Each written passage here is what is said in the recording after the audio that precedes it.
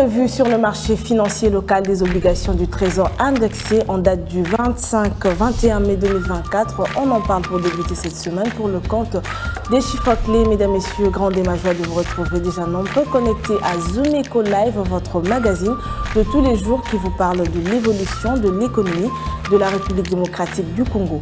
Toujours dans cette nouvelle édition, nous aurons aussi la rubrique dossier qui nous parle aujourd'hui de comment créer, comment faire pour réussir une activité commerciale et la rentabiliser. Déborah Muzinga sera à la présentation. Bien évidemment, toujours dans cette édition, nous aurons aussi un invité sur ce plateau. Il s'agira de Guy Chungu qui nous parlera des attentes de la population congolaise et quinoise en particulier pour le prochain gouvernement. Judith Souminoa, avant d'y arriver, prenons d'abord les nouvelles en bref. Le gouvernement de la République démocratique du Congo prévoit de lever 40 millions de dollars américains sur le marché financier local des obligations de trésor indexées en dollars américains au cours de la séance d'adjudication du 21 mai 2024. Le ministère des Finances annonce l'ouverture d'une adjudication des obligations de trésor en dollars américains dont le montant mis en adjudication est de 40 millions de dollars américains. Plus de détails sur zoomtireco.net. Le ministère des Finances de la République démocratique du Congo, conformément à ses prérogatives, prévoit de mettre en place des critères de conformité administrative et technique pour contrôler les secteurs de jeux de hasard. Les acteurs du secteur de jeux seront directement informés par le ministère des Finances conformément à ses prérogatives de critères de conformité administrative et technique qu'il va dicter pour le contrôle du secteur. Plus de détails sur zoom-copanet. Une série de mesures sont attendues pour garantir le bon fonctionnement de la sous-traitance au sein du groupe Erasium Ressources. L'annonce a été faite par le directeur général de l'autorité de la sous-traitance dans le secteur privé, RSP en sigle, Miguel Kachal Katembe, après une séance de travail avec le CEO du groupe Erasium Ressources. Plus de détails sur zoom-copanet. La valeur de marché de minerais critiques devrait passer des 325 milliards de dollars américains actuellement à 770 milliards de dollars américains en 2040 dans le scénario zéro émission nette qui prévoit l'atteinte de l'objectif de la neutralité carbone à l'horizon 2050. C'est les résultats d'une étude menée par l'Agence internationale de l'énergie contenue dans un rapport rendu public le 17 mai 2024. Intitulé Global Critical Mineral Outlook 2024, le rapport explique que la hausse de la valeur de marché de ces minéraux nécessaires à la transition énergétique, dont le lithium, le cobalt, le cuivre et le nickel, et les éléments de terre rares, est essentiellement due à l'augmentation attendue de la demande mondiale dans un contexte de décarbonation à marche forcée. Plus de détails sur zoom-copanet.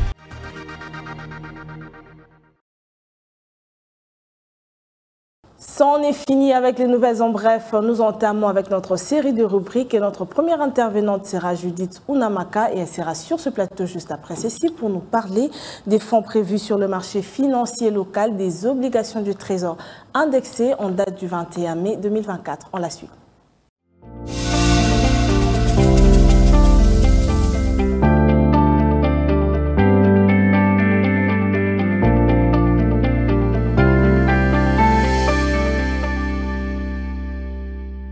Alors Judith, nous débutons avec vous. Bon début de semaine à vous. Merci. Pour commencer, déjà après ce long week-end, quelle est la réactualisation du cours de change actuel? En nous basant sur le taux de change en République démocratique du Congo, on peut dire qu'à l'officiel, 1 dollar se change à 2787 francs, un franc CFA vaut 4,62 centimes et 1 euro s'interchange à 3032 francs. Maintenant, prenons le cas du marché parallèle. Nous sommes focalisés particulièrement à Huileries et dans ce lieu, 1 dollar se change à 2750 francs, un franc CFA vaut 4,70 centimes et 1 euro se négocie à 3042 francs. Prochaine question pour vous, Judith. Combien est-ce que le gouvernement a prévu justement sur le marché financier local des obligations du Trésor indexées du 21 mai 2024? Le gouvernement de la République démocratique du Congo prévoit de lever 40 millions de dollars américains sur le marché financier local des obligations du Trésor indexées en dollars américains au cours de cette séance d'adjudication du 21 mai 2024 et le taux d'intérêt est limité à 10%. À en croire ce document, la maturité de cette opération financière est de 15 mois et le paiement d'intérêt s'effectuera suivant 4 période. Et l'opération financière consiste notamment à la mobilisation des recettes exceptionnelles en faveur du gouvernement général, du gouvernement central pour combler exactement le gap laissé par les régies financières. Et pour finir avec vous, j'aimerais que l'on revienne sur les projections du gouvernement pour toute l'année en cours, l'année 2024. Pour l'exercice 2024, le gouvernement de la République démocratique du Congo projette de mobiliser plus de 800 milliards de francs congolais sur le marché financier local, présentant d'énormes opportunités aux soumissionnaires. Et pour rappel, les émissions des bons du Trésor indexés et aux obligations du Trésor indexées permettent au gouvernement de la République démocratique du Congo, qui en est l'émetteur, de compenser les déficits de mobilisation des recettes publiques. Et le gouvernement congolais continue d'émettre les bons du Trésor indexés, les obligations du Trésor indexées pour obtenir plus de moyens dans sa politique. Merci Judith, c'était un plaisir d'avoir partagé ce plateau avec vous. Retrouvons-nous prochainement pour d'autres précisions chiffrées. Merci à vous, c'était un plaisir.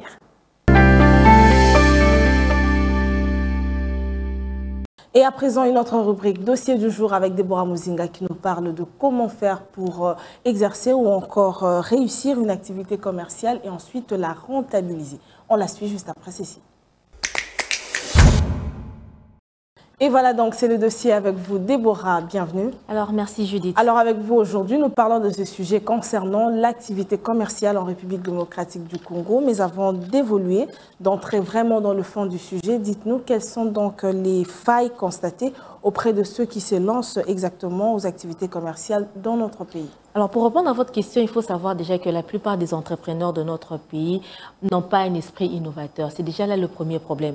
Parce qu'on constate fort malheureusement que la plupart des activités qui naissent comme des champignons dans notre pays, au fait, leurs entrepreneurs ne sont pas innovateurs. Ils n'ont pas un esprit innovateur et on assiste comme ça à l'uniformité de ce qui se vit déjà, de ce qui se fait déjà. Donc, il n'y a pas des gens qui se lèvent pour apporter des nouvelles choses. Mais à côté de cet esprit non innovateur, il faut également prendre en compte la non-étude du milieu avant de se lancer dans l'activité. C'est aussi un élément qui constitue comme ça des failles en ce qui concerne l'activité commerciale avant de se lancer ou lorsqu'on se lance dans l'activité commerciale. Mais à part le fait de ne pas prendre en compte le milieu dans lequel on se lance pour son activité, il faut également parler de la non-expérience. La plupart au fait, des personnes qui se lancent dans l'activité n'ont pas un background, comme on dit. Ils n'ont pas assez d'expérience dans le domaine dans lequel ils se lancent dans leurs activités. Cela constitue aussi des failles ou l'échec même, si on peut dire dans des termes simples, l'échec même de ces activités. Mais à part ça, il faut également prendre en compte la non-évaluation de l'activité dans laquelle on se lance, mais également le manque de projection ainsi que la non-évaluation des risques. Donc, toutes ces choses constituent comme ça des facteurs qui... en des mots simples, en des termes simples, constituent des failles pour voir une activité commerciale, bien évidemment, aller de l'avant et se pérenniser et même réussir. Alors, sans plus tarder, on va prendre la grande question avec vous, Déborah. Comment faire pour rentabiliser son activité commerciale ici en RDC? La question sur la rentabilité d'une activité, il faut savoir que la rentabilité d'une activité passe comme ça par l'analyse des coûts fixes et variables, mais également, il faut en outre établir des objectifs financiers réaliste et en dernier lieu, mettre en place un suivi régulier des performances financières. Il faut savoir que la réussite d'une activité commerciale passe par cette habitude importante qu'il faut impérativement prendre en compte. Alors, c'est cette habitude, premièrement, on parle de la planification minutieuse. Alors, ici, déjà à ce point, il faut comme ça faire un planning. Il faut avoir un planning. Oui, c'est vrai, tu peux te lancer dans une activité, mais pour réussir, au fait, cette activité, il faut d'abord planifier. En termes de planification, il y a comme ça des questions clés qu'il faut se poser. Et ces questions clés sont notamment quel est le produit phare de ton activité? Ça sera quoi? L'activité, oui, une activité commerciale, mais le produit phare de ton activité, ça sera quoi? Ça sera quel produit? Ça, c'est la première question qu'il faut se poser. Mais à part cette question, il faut également savoir quel sera exactement ton client. En fait, la cible, c'est qui? Quand tu veux te lancer dans une activité, quelle sera ta cible? La troisième question clé qu'il faut se poser, elle est notamment en ce qui concerne qu'est-ce qui peut faire en sorte que tu aies plus de clients que d'autres personnes. Parce que déjà, comme je l'ai dit tantôt, déjà qu'on n'innove pas, déjà qu'on fait les mêmes choses. Alors pour arriver à réussir déjà dans ce que les autres font, il faut quand même prendre en compte ces 3 différentes questions. Ça, c'est la première des choses, la première habitude.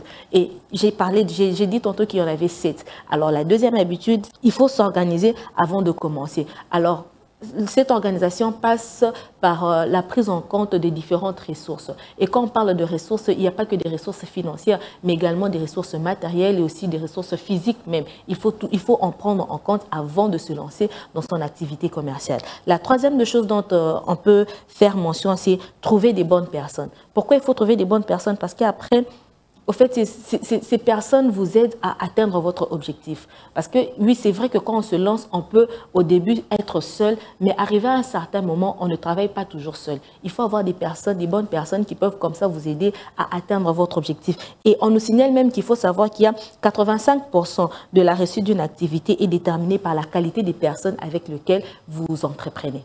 À part ça, il y a également déléguer judicieusement. Donc, c'est un peu comme la troisième habitude, celle d'avoir des bonnes personnes. Alors ici, il est question de déléguer les tâches. Pourquoi? Parce que quand on commence l'activité, généralement, quand on commence, c'est une petite activité qui peut commencer, mais au fil du temps, au fur et à mesure, l'activité s'agrandit, on ne peut pas rester seul. Alors, pour réussir aussi dans ce qu'on fait, il faut déléguer le pouvoir, déléguer au fait les tâches à d'autres personnes, des personnes bien évidemment compétentes, qui peuvent comme ça comprendre l'idée de ce que toi tu fais, avoir au fait l'esprit de l'activité et faire de la même manière que toi. On parle également d'une bonne supervision. Ce qui constitue en fait l'échec dans notre différentes manières de procéder dans les activités, c'est que lorsqu'on délègue le pouvoir, très souvent les personnes qui délèguent les pouvoirs sont démissionnaires. Donc ils pensent qu'une fois que j'ai délégué les tâches, c'est fini, je croise les bras, je ne fais plus rien. Non, il faut bien évidemment déléguer les tâches, c'est faire aider par les bonnes personnes, mais aussi il faut avoir une mainmise dans tout ce qui se passe. Donc c'est vrai que les personnes sont là pour vous aider, mais après il faut toujours superviser pour savoir qu'on n'est pas à côté de la plaque, mais on garde l'esprit ou même la vision de l'activité dans laquelle nous nous sommes lancés. À côté de la bonne supervision, il faut également prendre ce qui suit, notamment mesurer ce qui se fait. Alors, ici, c'est un peu en quelque sorte comme la bonne supervision. Donc, il faut mesurer les résultats. Il ne faut pas attendre à arriver au sommet pour comme ça commencer à faire comme on appelle des inventaires. Mais il faut qu'à chaque fois que vous évoluez, vous puissiez faire un suivi permanent des différents résultats que vous produisez. Cela va vous permettre de pouvoir mieux atteindre l'objectif que vous étiez lancé au départ et savoir là où ça ne marche pas, comment modifier, comment corriger pour comme ça atteindre votre objectif final. Et en dernier lieu, il faut communiquer. La communication, elle est importante dans une activité commerciale parce que ça vous permet de faire connaître votre pensée. Parce qu'au départ, la personne, l'entrepreneur, c'est lui qui a l'idée première. Mais pour réussir au fait cette activité, il faut que les gens qui sont autour de vous puissent s'imprégner de votre idée. Et pour mieux s'imprégner de l'idée, il faut communiquer. Une fois que vous communiquez votre pensée, cela vous permet de bien vous faire comprendre et cela permet même à votre activité d'avoir plus de chances de réussir, au fait. Faut qu'on se le dise, hein, rentabiliser ne suffit pas. Il faudrait arriver à ce niveau de pérenniser l'activité. Comment y arriver, justement? Judith, la question de la pérennisation est une question quand même assez capitale parce que déjà, il faut savoir que c'est pas une chose facile, ce n'est pas une messe à faire que de se lancer dans une activité. Et dans le contexte même de notre pays, il faut vraiment avoir le courage, il faut avoir beaucoup d'énergie pour arriver comme ça à donner naissance à une activité commerciale et voir cette activité se pérenniser dans le temps. Mais alors, pour réussir cette pérennisation, il faut prendre en compte ce qui suit. Notamment, il faut choisir un marché, se former pour développer ses compétences, établir un budget et trouver des sources de financement, faire un business plan, se fixer des objectifs à atteindre, soigner sa clientèle, innover et s'adapter au marché, assurer un suivi rigoureux de sa comptabilité et en dernier lieu, se faire accompagner pour faire grandir son entreprise. Alors là, c'était d'une manière théorique. Alors pour être plus pragmatique, il faut dire que pour pérenniser une activité dépend aussi de la manière dont on réfléchit dans notre tête premièrement, mais aussi c'est qu'il ne faut pas se leurrer au fait. Très souvent, les activités échouent parce que une fois qu'on commence à sentir, on commence à récolter le fruit de notre activité, très souvent, on a tendance à baisser les bras. On a tendance à se dire qu'on est arrivé. Mais alors que ce n'est pas le cas. C'est vrai que l'objectif peut être atteindre 100, mais ça ne veut pas dire que quand on arrive à 50 ou à 60, qu'on a atteint l'objectif. Non, non. Très souvent, les gens disent que oui, quand on dépasse déjà la moitié, c'est déjà suffisant. Mais il faut pas avoir ça à l'esprit. Pour arriver à pérenniser, aujourd'hui, je peux vous donner l'exemple. On entend parler aujourd'hui des McDowell, de ces grandes entreprises qui ont existé dans les temps. Et qu'est-ce qui a fait ça? C'est au fait le souci de garder au fait l'idée première qu'on avait. On ne voit pas d'abord la gloire, on ne voit pas d'abord les richesses, on ne voit pas d'abord la rentabilité de ce que l'activité produit, mais on voit ce qu'on avait à l'esprit, le rêve qu'on avait à l'esprit. Et quand vous ne passez pas à côté de ces rêves, quand vous arrivez quand même à garder le deux pieds sur terre, malgré les différents résultats que votre activité peut produire, cela va vous permettre de pérenniser votre activité dans le temps, mais aussi de faire en sorte que cette activité puisse grandir et d'aller de gloire en gloire. C'était le dossier du jour avec vous, Déborah. Merci de nous l'avoir proposé. C'est à moi de vous remercier, Judith. Et juste après elle, l'invité du jour sera déjà sur ce plateau, juste après ceci. À quand le prochain gouvernement? On en parle avec vous, Guy Chungu, bienvenue. Merci beaucoup. Aujourd'hui, nous vous recevons. Justement, vous savez que la population s'impatiente. Déjà qu'on est à plus de 4 mois depuis les élections présidentielles et à plus d'un mois depuis la nomination du Premier ministre, Judith Suminwa. Les gens s'interrogent sur cette grande question. Mais qu'est-ce qui bloque justement à ce stade? Alors, on doit dire qu'il y a plusieurs facteurs qui doivent entrer en musique avant que l'on ait ce gouvernement de Madame Judith Suminwa, un gouvernement qui est tant attendu, un gouvernement qui fera la deuxième mandature du président de la République, Félix-Antoine Tshisekedi Tshilombo. Il y a parmi ces facteurs notamment l'installation du bureau définitif au niveau de l'Assemblée nationale. Vous êtes sans ignorer que pour qu'on ait un gouvernement investi, il faut avant tout que ce membre du gouvernement nommé par le président de la République soit investi par les élus du peuple dans les députés nationaux. Tant qu'il n'y a pas cette étape qui est respectée, en tout cas, on parlera d'un gouvernement non investi. Et jusque ce matin, en tout cas, l'Assemblée nationale s'organise pour que ces élections aient bel et bien lieu et que nous puissions assister comme ça à cette installation de ce bureau définitif de l'Assemblée nationale. Et par la suite, je suppose que dans la farde de Mme Judith Suminwa en ce moment, la liste est déjà connue, et ce sera juste question de rendre public et par la suite passer à la prochaine étape qui sera celle de l'investiture de ce prochain gouvernement attendu. Mais également un autre facteur, c'est le fait que Mme Judith Suminwa avait commencé, il y a de cela un moment, des consultations avec le chef de regroupement politique, question de s'assurer sur la qualité et même la moralité de ceux qui seront appelés à faire partir de son équipe, parce qu'on ne peut pas accepter de l'idée une équipe sans pour autant connaître avec qui vous cheminez.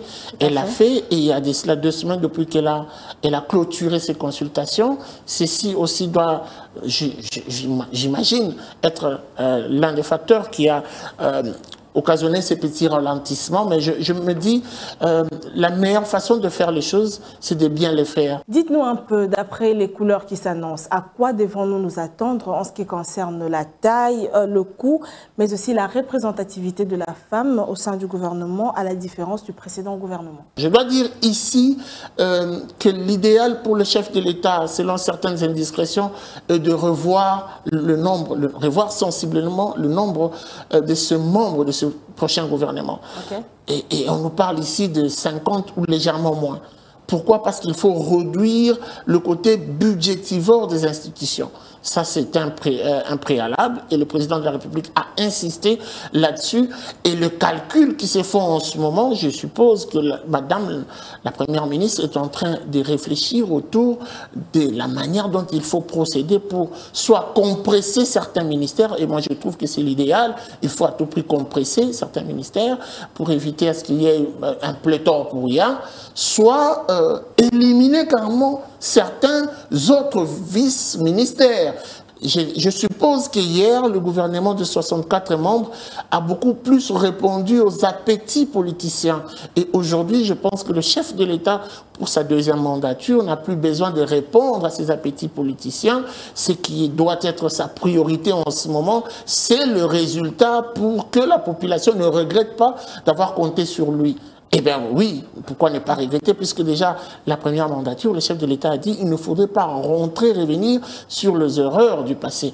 Ces erreurs du passé, c'est notamment avoir tendu le bras à tout le monde pour que chacun apporte la pierre à l'édifice. Malheureusement, nous avons connu 64 ministres, mais consultez, faites un micro-trottoir, essayez d'interviewer la population, vous comprendrez que sur les 64 ministres, à peine on parle de quelques-uns qui ont eu un budget, qui ont eu plutôt un mandat, un bilan éloquent.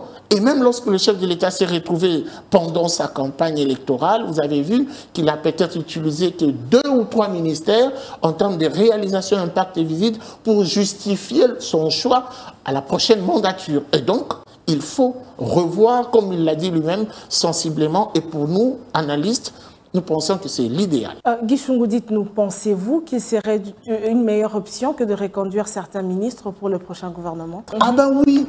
Ah ben oui, on peut espérer, puisque le chef de l'État a eu un discours, et ce discours lui est venu de ses collaborateurs. Vous verrez avec moi, suivez mon regard, lorsque vous allez sur d'autres cieux, vous verrez un ministre des Finances qui a 30 ans, un ministre de, je sais pas moi, de l'économie qui a 20 ans, parce que la culture de la protection des champions existe. Mais en ce moment où je vous parle, dans les QG, les quartiers généraux, ça bouillonne et ça court dans tous les sens. Il y a certains qui sont en train de vendre des parcelles ou de prendre des crédits pour faire passer leur nom, sans pour autant tenir compte de l'expertise, le professionnalisme, la technicité. Vous venez juste dire, proposez-moi, puisque je suis de votre parti, je pourrais faire les choses. L'amateurisme, de fois qu'on constate à la tête de certains ministères, c'est parce que le critère, le casting, le recrutement ne se fait pas dans le norme. Cette fois-ci, le chef de l'État est en train de jouer sa dernière carte, et cette carte doit corroborer avec celle de la population. Quel est le jugement que la population a apporté par rapport à l'ancien gouvernement? Quelle est la sanction que la population accorde à ce gouvernement décemment, qui est le gouvernement sortant? Et quels sont les meilleurs des meilleurs qui peuvent être reconduits pour le prochain gouvernement avec Madame Judith Suminwa? Donc, selon vous, il serait mieux de reconduire certains ministres au lieu de donner la place ou encore la chance à d'autres? Non, rectificatif, il serait mieux plutôt de reconduire, mais aussi donner la place aux autres. Reconduire qui? Reconduire ceux qui ont fait la fierté, puisque nous avons besoin de l'expertise. Ils ont su et ils ont pu brandir les étapes, à enjamber les difficultés pour être à même de produire ce qu'ils ont produit. Nous avons besoin d'eux puisqu'ils maîtrisent le secteur pour ne pas retrouver ceux qui viendront apprendre à zéro, mais aussi les nouvelles personnes qui répondront aux critères. Répondre aux critères, c'est proposer des personnes sensées, peu importe les propositions qui viendront de QG, mais ces QG-là doivent tenir compte du fait que ceux qui sont proposés doivent avoir comment je vais le dire avec mes mots, le statut qu'il faut, ou le profil, voilà, ça arrive enfin, le profil qu'il faut pour faire la fierté de ce gouvernement ou de cette deuxième mandature du président Félix-Antoine Tshisekedi Tshilombo. C'est par ici que prend fin notre échange. Merci à vous, c'était un plaisir de vous avoir reçu une fois encore. Le plaisir est partagé.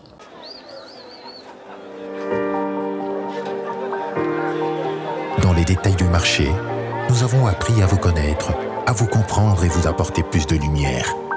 Désormais, avec vous, c'est parti pour un voyage de rêve vers une destination meilleure. Ensemble, découvrons le civisme fiscal et la bonne gouvernance dans la gestion de la Res Publica grâce au décryptage de l'actualité économique du pays avec des chiffres clés.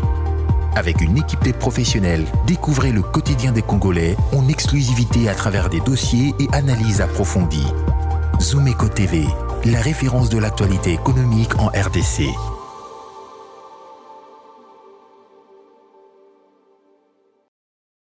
Et voilà, c'est la fin pour aujourd'hui. Merci à vous d'être toujours connectés à Zoom Eco Live pour en savoir plus sur l'économie de la RDC. Le rendez-vous est pris pour la prochaine édition avec le même plaisir. Au revoir et à bientôt.